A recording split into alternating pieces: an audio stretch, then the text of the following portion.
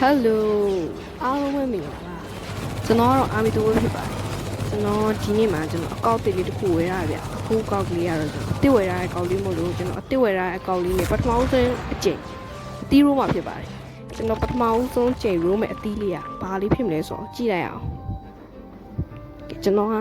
အရင်လိုမျိုးအသီးကိုရိုးရိုးရှင်းရှင်းမရိုးတော့ဘူးဗျာဂျူဂျူ TV ရိုးလိုမျိုးကျွန်တော်ရန်ကိုကူနဲ့ဟိုရှောက်ပိုင်းဒီရှောက်ပိုင်းလုံးမယ် instead တွေကိုဖြုတ်လိုက်တက်လိုက်ဒီလုံးမယ်အဲ့လိုတော့ပြီးတော့အသီးလျှောက်ရိုးကြည့်မယ်ဗျာသူတို့လောက်တာကိုတီဟိုရီယူပြီးတော့ကဲလုပ်ကြည့်အောင်ဟုတ်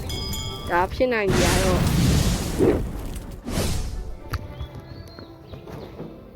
ကဲအဲ့ဒါဆိုရင်တော့ပေါက်တဲ့ဒီလေးက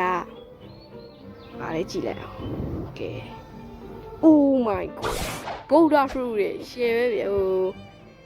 နောက်ကောင်းတဲ့အသီးတွေရွယ်ကျွန်တော်ပေါက်နေရဗျာရှယ်ပဲမိုက်တယ်နော်ကြော်တာလေးကို draw ရမယ် draw ပြီးတော့မှကောက်ပြရမယ်ဒါပေမဲ့ဒီနားမှာ draw လို့မရဘူးကွာဟိုကောင်လေးကအများကြီးပဲအကောင်တစ်ကောင်လေးကိုရှီကြည့်ဒီမှာတစ်ယောက်နှစ်ယောက် okay မြောင်းဒီနားမှာ draw လို့ကောင်လေးယူသွားမှာကျွန်တော်ဒီအဲ့တော့ကျွန်တော်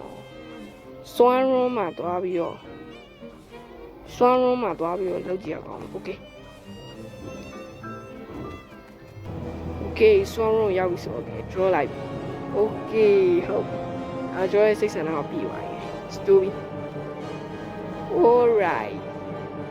ကိုကြည့်နေဘယ်လိုလဲကျွန်တော်တို့အတီးကောင်းသားတွေပောက်ပါစီလို့ကျွန်တော်ဆုတောင်းပေးလိုက်မယ်ဗျာကဲဗီဒီယိုလေးကတော့ဒီလောက်ပါပဲနောက်ဗီဒီယိုတွေမှာကျွန်တော်ထပ်တွေ့ကြအောင်